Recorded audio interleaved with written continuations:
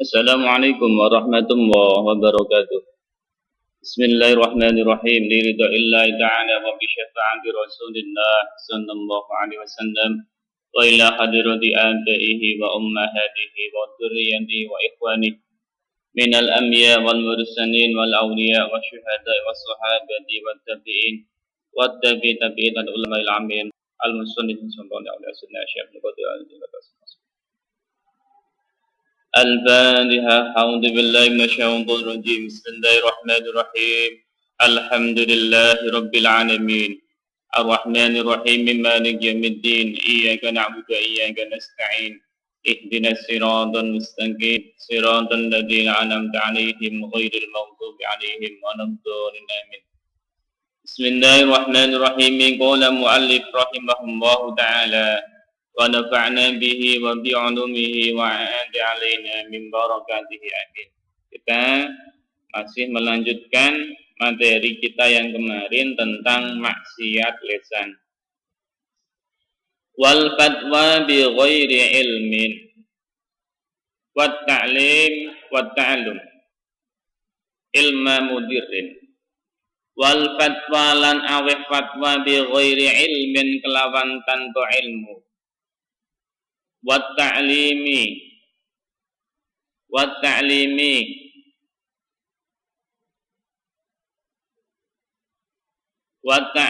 lan belajar wa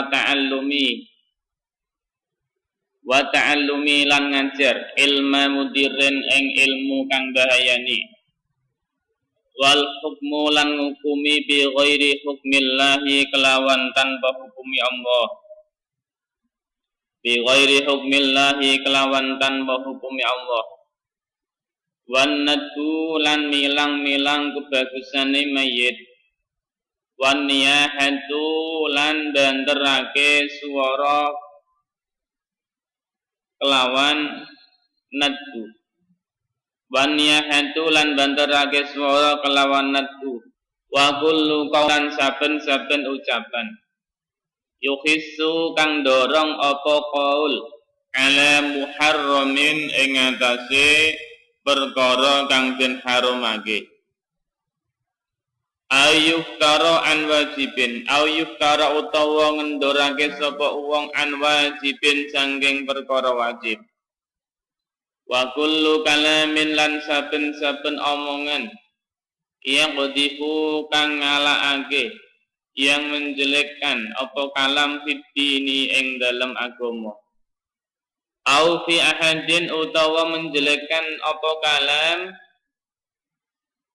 au fi ahadin utawa menjelekkan apa kalam ing dalam salah siji minal anbiya'i sangking pira-pira nabi au fil ulama'i utawa menjelekkan ing dalam ulama awil ilmi utawa menjelekan ing dalam ilmu awil syar'i utawa menjelekan ing dalam syariat awil qur'ani utawa menjelekan ing dalam Al-Qur'an.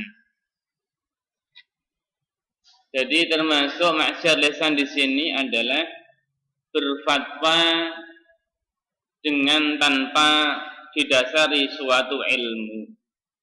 Sekarang ini sangat marak sekali ustadz-ustadz yang di situ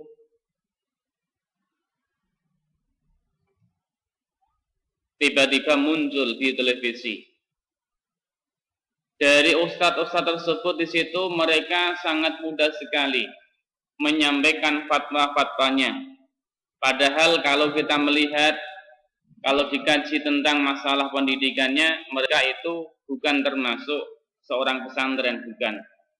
Mereka mendapatkan ilmu dari Syekh Google. Kemudian dengan menambahkan kata ustadz di depannya, maka mereka menjadi terkenal. Ditambahkan di situ mereka pintar di dalam berkata-kata. Ini di dalam keterangan ini berfatwanya seseorang yang di situ tidak memiliki ilmu itu akan di sini hukumnya adalah haram, tidak diperbolehkan. Karena apa? Karena di situ nanti akan membahayakan orang lain. Namanya nanti adalah bisa jadi dolun mudillun, ya. Sesat dan menyesatkan. Kemudian wa ta'lim, tentang masalah berfatwa kemudian mengajarkan tersebut. Ini bagi seseorang yang di situ tidak memiliki ilmu akan dilaknat oleh para malaikat, akan dilaknat oleh makhluk-makhluk yang ada di bumi ini. Sebagaimana di situ adalah sabda Rasulullah sallallahu alaihi wasallam, "Man afta bi ghairi ilmin la'anathu malaikatus samai wal ard." Bahwa orang yang berfatwa tanpa didasari dengan suatu ilmu, maka baginya akan dilaknat para malaikat yang ada di langit dan juga malaikat yang ada di bumi. Ini sama-sama melaknat orang tersebut.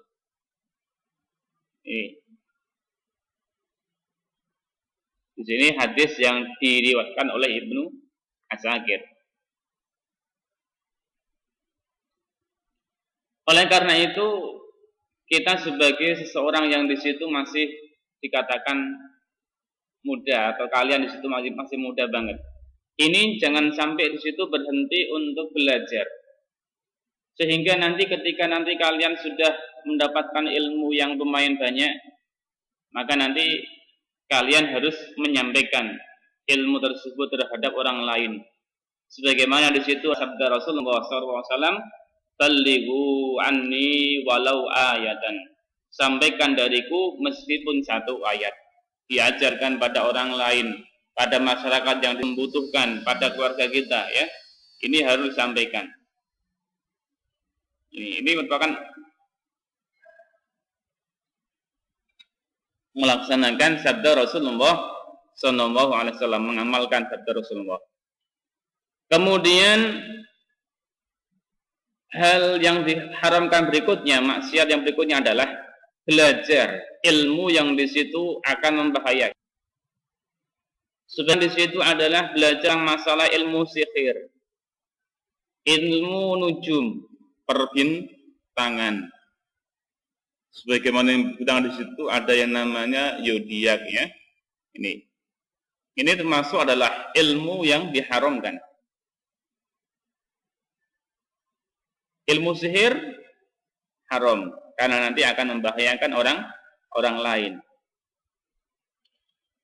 Oleh karena itu Rasulullah bersabda, "Akhafu ala ummati ba'di salasan, hiful a'immah wal imanu bin nujum wat takdzibu bil qadari fi khilafit tabbi fa inna hajatama sahu ilaihi." Jadi yang kata Rasulullah, yang saya khawatirkan dari umatku setelah saya meninggal adalah ada 3 perkara. Yang pertama di situ adalah khiful a'immah, berpalingnya para imam-imam, para pemimpin dari jalan yang betul. Yaitu bagi seorang imam-imam, bagi seorang penguasa, pemimpin yang di situ tidak mau berlaku adil. Ini merupakan hal yang ditakutkan oleh Rasulullah sallallahu alaihi wasallam. Yang kedua adalah al-imanu bin nujum, percaya dengan adanya perbintangan, percaya dengan zodiak. Misalkan hari ini hari Senin misalkan, ini bintangnya apa? Ini termasuk adalah hal yang dikhawatirkan oleh Rasulullah sallallahu alaihi wasallam. Terlebih ketika di situ dia mempercayai tentang hal tersebut. Ini, ya. Jadi tidak diperbolehkan apa? Mempercayai tentang adanya an-nujum, perbintangan, zodiak, ya. Karena kalau kita melihat kisahnya tentang masalah an-nujum, itu merupakan hasil dari curian jin. Jin mencari kabar ke langit waktu itu, yaitu sebelum beliau Rasulullah SAW itu lahir. Jadi waktu itu para jin-jin itu naik ke langit dalam rangka untuk mencari pengetahuan tentang masalah diri seseorang. Kemudian setelah jin-jin tersebut mendapatkan informasi, lalu informasi tersebut itu disampaikan kepada dukun-dukun, yang sehingga dukun itu mengetahui hal tersebut. Kemudian ketika di situ ada seseorang yang datang ke dukun, ya, seorang dukun. Ini kemudian dia ketika disewani didatangi oleh seseorang, dia menyampaikan bahwasanya dia akan seperti ini ya. Pertama percaya ya, pertama percaya. Ketika di situ sudah percaya, bagaimana dia melabuhi seseorang tersebut atau pasiennya itu. Ini berlaku sampai mulai dari sebelum Rasulullah SAW itu lahir. Namun setelah itu Rasulullah itu lahir, jin-jin yang akan naik ke langit ini terbakar, tidak bisa naik, sehingga ketika itu tidak ada jin-jin yang bisa mencuri kabar tentang kejadian sesuatu yang akan dilakukan oleh manusia. Sehingga di sini kenapa kok ada kata-kata al-imanu bin nujum itu dilarang? Ya ini dasarnya adalah karena diambil dari para jin-jin yang jahat ya. Jadi jin itu ada yang jin iman ya, ada yang jin kafir ini. Kemudian yang ketiga adalah at-takdzibu bil qadari, yaitu mendustakan takdir. Seorang manusia itu sudah ditulis bagaimana takdirnya. Ketika seorang manusia itu berusia 120 hari atau 4 bulan. Di situ Allah Subhanahu wa taala menulis tentang nasabnya, tentang ajalnya, tentang rezekinya ya. Tentang takdirnya itu telah ditulis di situ. Oleh karena itu orang tua kita, kenapa di situ ada perayaan yang namanya apa? Doa dalam rangka tadi. Ini harapannya apa? Harapannya ketika di situ anak itu lahir, kok misalkan takdirnya itu kurang baik, ini bisa dirubah. Maka orang tua kita itu mengadakan apa? Sedekah ya, mapati. Kemudian ada juga mitoni. Ini merupakan dasar. Mitoni juga di situ merupakan dasar yang diambil dari Al-Qur'an. Ya. Kemudian yang termasuk maksiat lisan berikutnya adalah al-hukmu bi ghairi hukmillah, yaitu menghukumi dengan tanpa menggunakan hukum Allah. Jadi Allah Subhanahu wa taala soalnya itu sudah membuat aturan yang mana aturan tersebut itu disampaikan dalam firman Allah, yaitu Al-Qur'an. Kemudian ditambahkan adanya hadis Rasulullah. Ini merupakan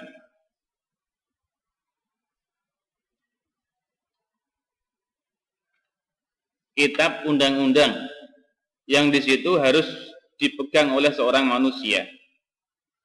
Ini. Maka ketika dalam masalah ini ya, tadi al-hukmu bi ghairi hukmillah.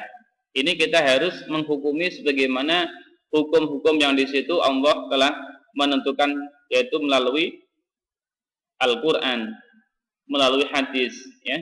Kemudian di situ ditafsiri oleh para ulama-ulama itu. Ini harus dilestarikan, harus menggunakan itu.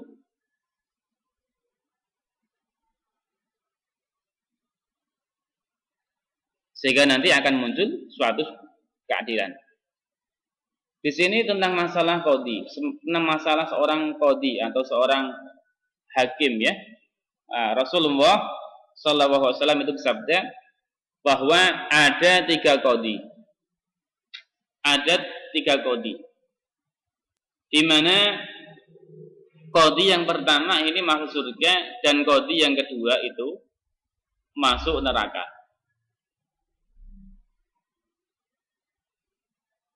Dalam sabdanya di situ, qala Rasulullah sallallahu alaihi wasallam, al-qudatu salasatun, bahwa qadhi seorang hakim itu ada 3. Qadhin fil jannah wasnani finnar, yaitu 1 qadhi masuk ke surga dan 2 qadhi masuk ke neraka. Siapa itu? Yang pertama adalah qadhin arafal haqqa faqada bihi fahuwa fil jannah, yaitu seorang qadhi, seorang hakim yang mana dia itu mengetahui tentang kebenaran, kemudian dia menghukumi sesuai apa adanya atau sesuai dengan kebenaran tersebut. Maka qadhi yang semesti ini seperti ini itu dia masuk surga. Ini sebetulnya kalau kita melihat dari dunia sekarang ini, menjadi qadhi yang seperti ini susah banget. Kenapa? Qadhi itu rawan dengan adanya suap. Seorang hakim itu rawan dengan adanya suap. Ini misalkan ya, misalkan ada seorang hakim ya, dia mengetahui bahwasanya itu adalah sesuatu yang betul. Ternyata dari pihak lawannya ini membawakan uang katakan 1 triliun. Ini. Maka di situ karena yang namanya manusia itu terkadang banyaknya seorang manusia itu tertipu dengan adanya tadi dunia, maka yang seharusnya dia itu memutusi perkara yang betul ini menjadi salah. Jadi yang salah ini dibetulkan, yang betul disalahkan.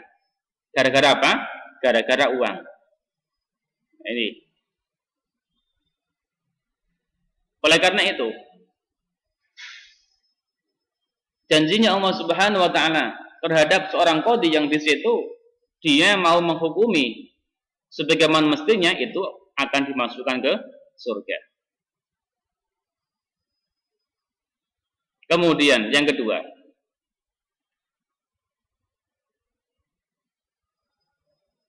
qadhin arafal haqqa fa hakama bi khilafihi fa huwa finnar, yaitu seorang qadhi yang mengetahui tentang kebenaran, tapi ternyata di situ dia menghukumi sebaliknya, yang semestinya itu betul tetapi di situ dihukumi salah. Nah ini karena tadi karena uang misalkan, atau karena di situ saudaranya, karena temannya. Ini. Nah, qadhi yang semestinya ini kelak akan dimasukkan ke neraka. Maka saya pesan pada kalian semua, ketika nanti ada yang menjadi seorang hakim, jadilah seorang hakim yang betul-betul melakukan, mengamalkan syariat Islam, mengamalkan ajaran Allah. Jangan sampai di situ menjadi seorang hakim yang di situ dengan mudahnya menghukumi salah menjadi betul. Jangan sampai seperti itu. Yang betul menjadi salah, jangan sampai seperti itu ya.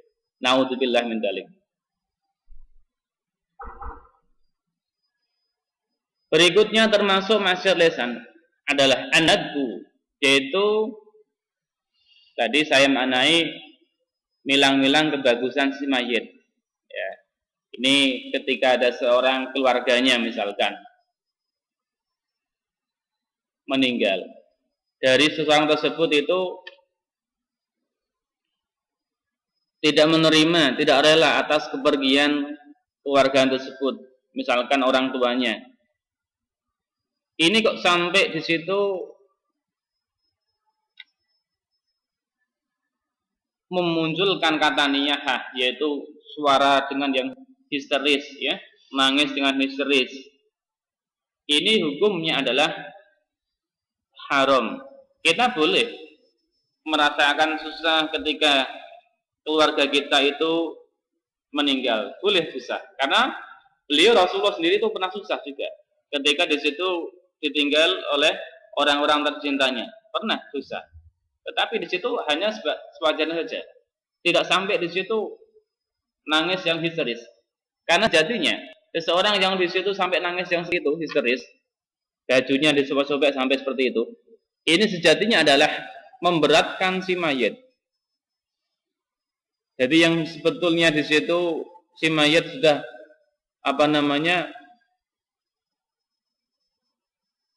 tinggal menerima pertanggungjawaban, yang baik menjadi baik, yang buruk akan dibalas dengan buruk. Dengan adanya niyahah, dengan adanya sambat-sambat dari keluarga tersebut dengan nangis yang sangat histeris, ya, ini akan terberatkan oleh si mayit.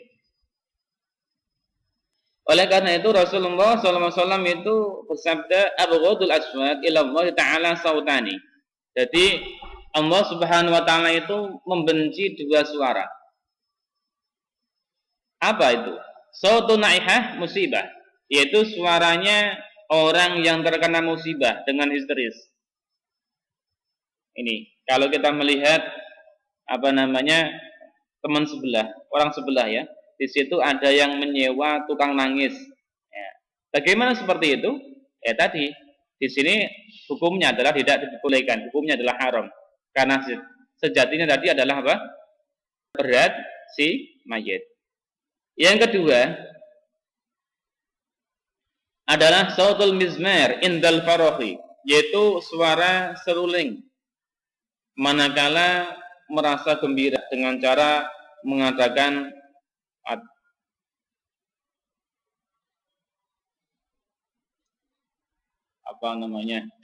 konser ya, konser. Ini adalah suara yang di situ sangat dibenci oleh Allah. Wa kullu qaulin yahissu ala muharramin. Kemudian termasuk maksiat lisan berikutnya adalah segala bentuk ucapan yang mendorong tentang sesuatu yang diharamkan. Sebagaimana di situ memprovokasi orang lain untuk membunuh. Ini termasuk adalah hal yang haram. Au yuftar an wajibin, atau di situ kendor dari perkara wajib. Sebagaimana di situ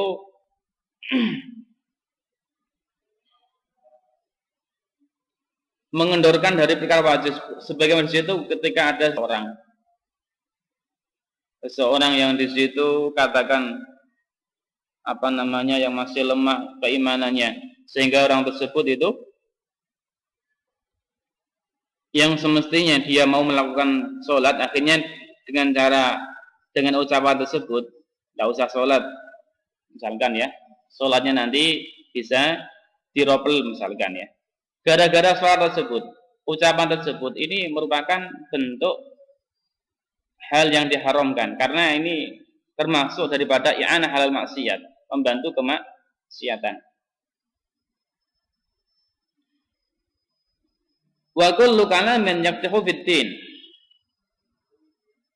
Termasuk berikutnya, maksiat lisan adalah segala bentuk ucapan yang di situ dapat menjelekkan agama, menjelekkan para nabi, ya, menjelekkan para ulama. Ini termasuk adalah ucapan-ucapan yang diharamkan. Karena kalau kita melihat bagaimana para nabi, kemudian para ulama, itu mereka adalah orang-orang yang senantiasa dekat dengan Allah. Maka di situ tidak diperbolehkan kita menghina mereka, berkata kotor pada mereka. Tentang masalah ini kita diharuskan untuk cinta terhadap para ulama. Ya. Rasulullah bersabda, "Ughdu aliman au muta'aliman." Jadilah kalian menjadi orang yang alim, au muta'aliman, atau orang yang belajar, au mustami'an, atau orang yang mendengarkan ilmu, au muhibban, atau orang yang cinta terhadap orang yang belajar. Wala takun al-khamisah, jangan sampai menjadi orang yang kelima, yaitu orang yang senantiasa merusak semua tatanan itu. Maka seseorang yang di situ dia termasuk orang yang alim, termasuk orang yang muta'alim, ya, seorang santri, seorang pelajar, au mustami'an, orang yang senantiasa mendengarkan ilmu, atau orang yang dekat dengan orang yang cinta dengan orang yang cinta ilmu, maka orang tersebut ini akan dijamin oleh Allah Subhanahu akan masuk ke surga. Bahkan dalam salah satu kitab di situ jelaskan bahwa orang yang meninggal dalam kondisi mengajar, orang yang meninggal dalam kondisi belajar itu termasuk kategori mati syahid. Artinya itu termasuk hal yang baik. Ilmi awi syar'i, atau di situ menghina ilmu, menghina syariat. Ya. Misalkan di situ meremehkan sholat tadi dengan cara mengolok-olok waktu. Ini termasuk daripada sesuatu yang tidak diperbolehkan. Atau di situ menghina Al-Quran, sebagaimana yang kita lihat dalam media-media itu, ada yang di situ Al-Quran didudukin, ada yang Al-Quran itu diinjak-injak. Ini, padahal di situ kalau kita melihat Al-Quran itu syafi'un musyaffa' wa mahilun musaddaq. Al-Quran itu bisa mensyafaati. Ketika Al-Quran tersebut itu labur, ini akan dibenarkan oleh Allah. Oleh karena itu kita harus menghormati Al-Quran, harus mengamalkan Al-Quran. Jangan sampai di situ kita tadi menghina. Wa minha at-tazmir, wa minha lan iku setengah sangking ma'ansil lisan at-tazmiru utawi lakon-lakon, wasukutu lan meneng anil amri sangking perintah, bil ma'rufi kelawan kebagusan, wa nahyu lan nyegah anil mungkari sangking kemungkaran, bi ghairi udrin kelawan tanpa udur, waqat mul ilmi lan ngempetake ilmu al wajibi kang wajib, ma'a wujudi talibi ing dalam sartane anane wong kang ngaji, wadah kulan tertawa lihuru cirrihi krana metune angin ketnut, au ala muslimin utawa ing atase wong muslim, istihqaron krana menghina lahu maring muslim, waqad musyahadati lan ngempetake persaksian, au nisyanul qur'ani utawa lali al-Qur'an, wa tarku raddi salami lan ninggal jawab salam, sifate salami mau al wajibi kang wajib, alaika ing atase sira, wal qiblatu lan ngambung bercium, al muharriku kang ngobahake lil muhrimi keduwe wong kang ihram, lil muhrimi kang keduwe wong kang ihram, bin nusukin kelawan ibadah haji umrah, walisaimin lan keduwe wong kang poso, fardun ing fardu, auliman utawa keduwe wong la tahillu kang ora halal, sapa la tahillu kang ora halal apa kublah lahu keduwe man, apa kublah la tahillu kang ora halal lahu keduwe man, apa kublatuhu ngambunge wong. Jadi termasuk maksiat lisan berikutnya adalah at-tazmir, yaitu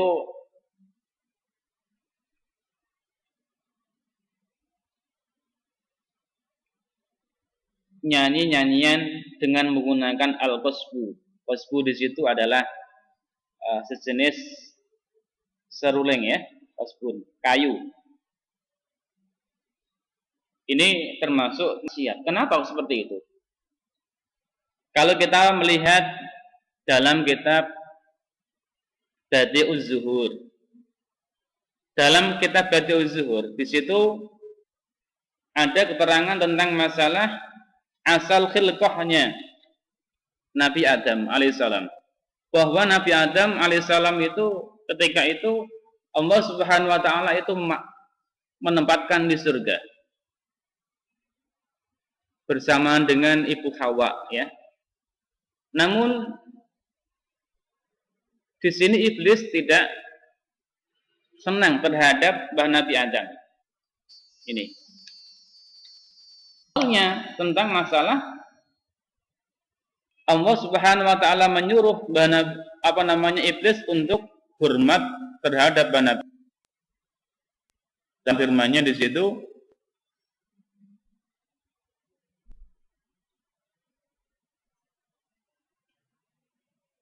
Usjudu li Adam fasajada illa iblis aba wastakbara kana minal kafirin.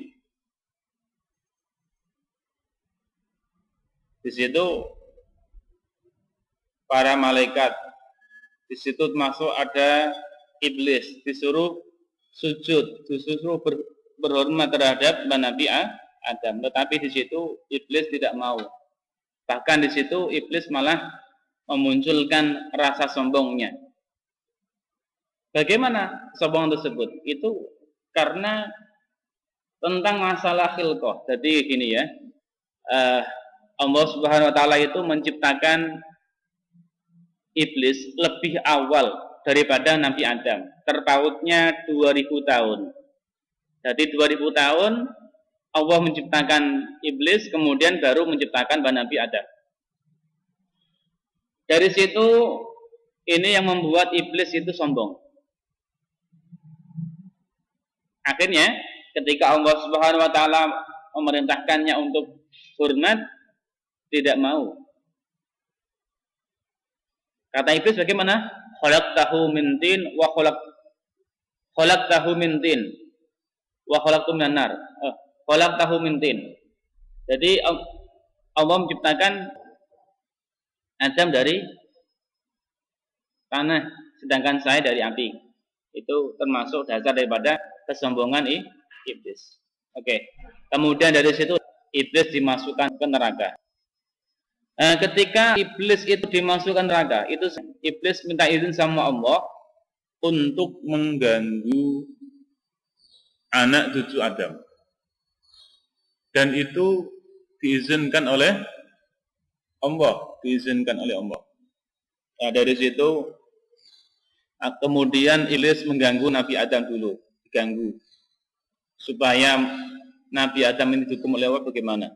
Akhirnya di situ dengan berbagai cara di situ iblis menggunakan pertama membujuk untuk bersama dengan iblis, yaitu kemudian Nabi Adam tidak mau. Nah, berikutnya akhirnya iblis itu masuk ke surga dengan melalui ular yang besar. Jadi iblis itu masuk ke dalam ular tersebut, kemudian minta untuk dibawa ke surga. Setelah di surga di situ kemudian iblis membunyikan seruling. Nah, akhirnya karena Nabi Adam ini tidak pernah mendengarkan suara yang seindah itu. Akhirnya di situ Nabi Adam di situ tertarik. Akhirnya mendekat. Ketika mendekat itu bagaimana? Iblis berkata, kalau kamu pengen abadi di surga, maka kamu harus makan buah khuldi. Akhirnya Nabi Adam dan Ibu Hawa itu makan buah khuldi, ya, makan khuldi. Yang akhirnya dari sini, karena buah khuldi itu merupakan buah yang dilarang oleh Allah, maka di situ Nabi Adam alaihissalam itu dihukum dan ditaruh di bumi. Ini merupakan cerita kenapa seluring ini diharamkan. Landasannya dari situ. Wasukut an amri bil ma'ruf wa nahyi anil munkar bi ghairi udlin. Kemudian termasuk lisan berikutnya adalah diam di dalam memerintahkan kebaikan, mencegah kemungkaran tanpa adanya suatu udzur. Kalau ada udzur tidak masalah, ya. Jadi manusia itu disuruh untuk amar ma'ruf nahi munkar. Kapan? Yaitu ketika orang itu mampu. Artinya di situ masalah ilmu, dia punya ilmu. ya.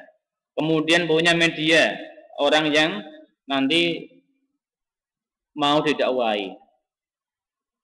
Ini misalkan orang yang didakwai itu statusnya adalah misalkan seorang penjahat akap misalkan ya.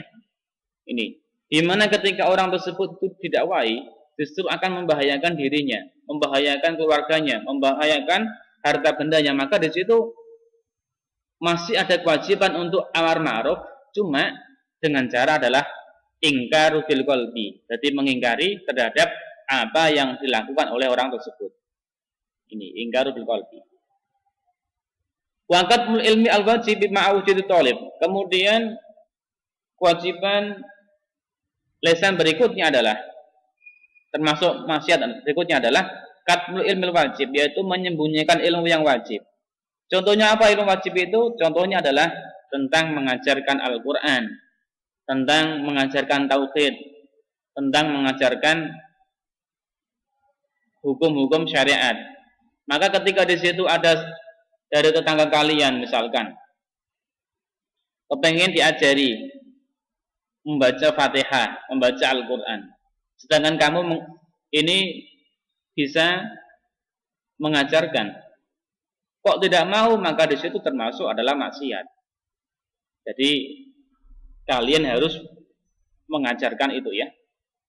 Sebetulnya tentang masalah mengajarkan, orang yang mengajarkan itu, orang yang mengajar, ini sebetulnya akan mendapatkan banyak pahala. Pahala yang pertama di situ adalah ketika yang pertama adalah tentang masalah mengamalkan hadis Rasulullah, yaitu tentang masalah balighu ani walau ayatan, menyampaikan meskipun dari satu ayat. Yang kedua, orang yang mau mengajarkan, ini ketika yang diajari itu dia mengamalkan ilmunya, maka selama dia itu mengamalkan itu, orang yang mengajar tadi itu akan mendapatkan pahala. Demikian ketika di situ orang yang diajari tadi mengajar kepada orang lain, dan orang yang diajari tersebut itu mengamalkan, maka orang yang mengajarkan tadi itu juga dapat pahala. Ini luar biasanya tentang masalah mengajar ya. Maka kalian nanti harus mau mengajar. Ini bahayanya bagi seorang yang menyembunyikan ilmu. Di situ dalam sabda Rasulullah, man 'allama ilman fakatamahu aljamahullahu yaumal qiyamah bilijah minan nar. Jadi barang siapa yang di situ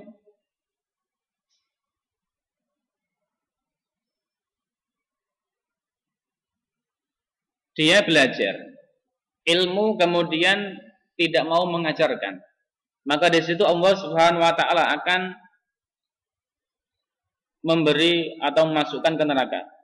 Ilijah minan nar yaumal qiyamah. Ini ya.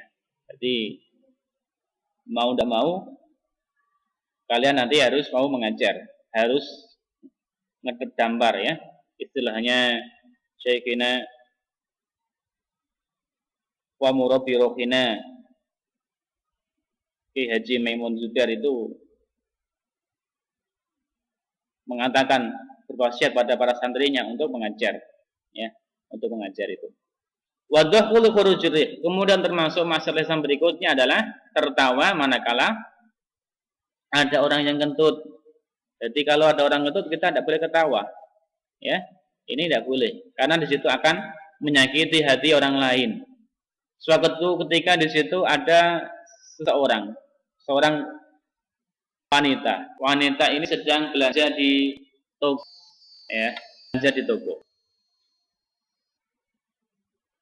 Karena perutnya seorang sakit, maka akhirnya di depan penjual tadi ini kentut dengan suara yang keras. Ya, tut misalkan itu keras.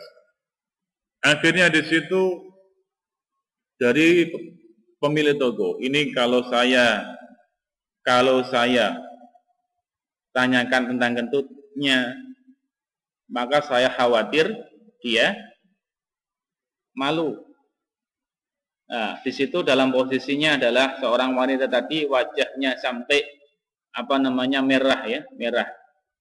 Jadi belum si tukang toko tadi, penjualnya tadi belum berkata, di situ wajahnya sudah pucat karena apa? Malu.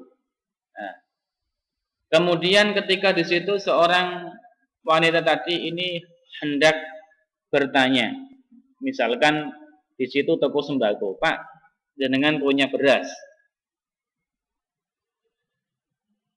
Dari pemilik toko itu pura-pura tidak mendengarkan suara tadi. Apa Mbak? Kamu cari berambang? Di sini tidak ada berambang. Nah, kemudian tanya lagi seorang wanita tadi, Pak, jenengan punya gendis? Apa Mbak? Di sini tidak ada lombok. Nah, akhirnya dari situ seorang wanita menganggap bahwasanya seorang laki-laki tersebut itu atau seorang toko tadi ini orangnya tuli. Akhirnya yang tadinya itu merasa malu karena kentutnya, ini rasa malunya hilang. Nah, ini akhirnya si tukang toko tadi ini diangkat derajatnya oleh Allah Subhanahu wa taala menjadi seorang wali. Ya, menjadi seorang wali. Gara-gara apa? Gara-gara menjaga kehormatan seorang wanita tadi itu ya. Namanya adalah Al-A'sam. Namanya Al-A'sam ya, Al-A'sam.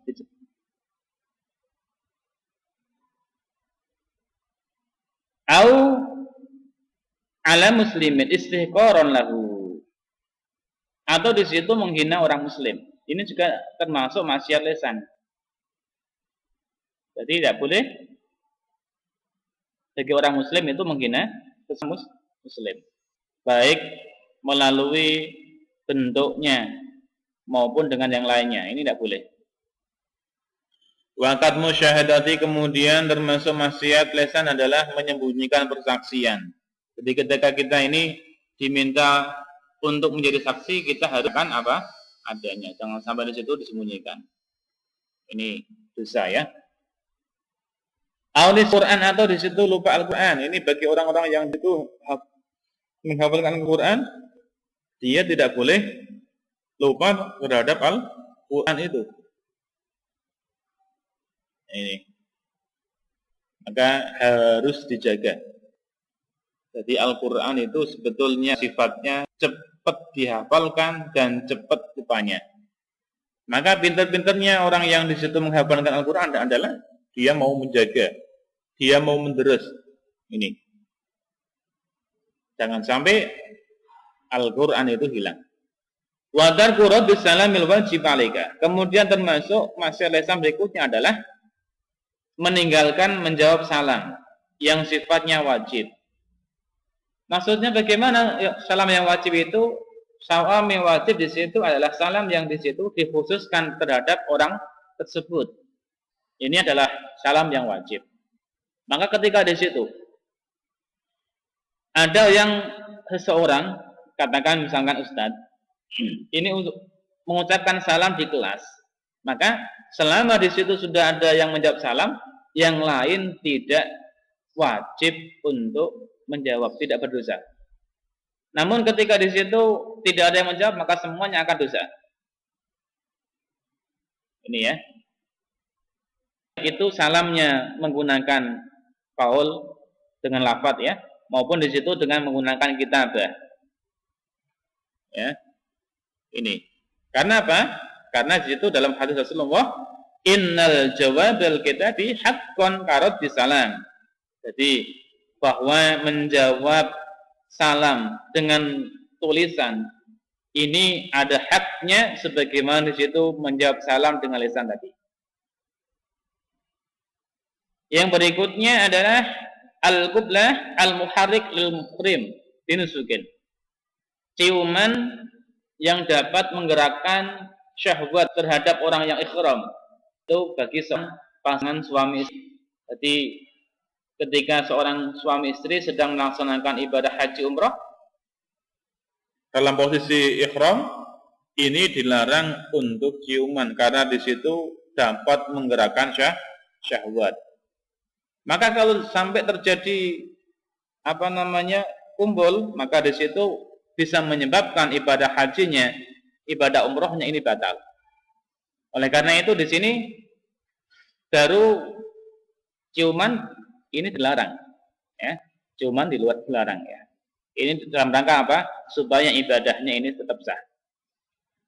Au liman la takhil lahu qiblatuhu, atau di sini ciuman yang dilakukan terhadap seseorang yang tidak halal. Misalkan terhadap pacarnya misalkan, ya. Ini hukumnya adalah haram. Dasarnya mana? Ini liman la takhillu lahu qiblatuhu. Ya. Ini sebagai anak muda kalian ini harus berhati-hati, ya.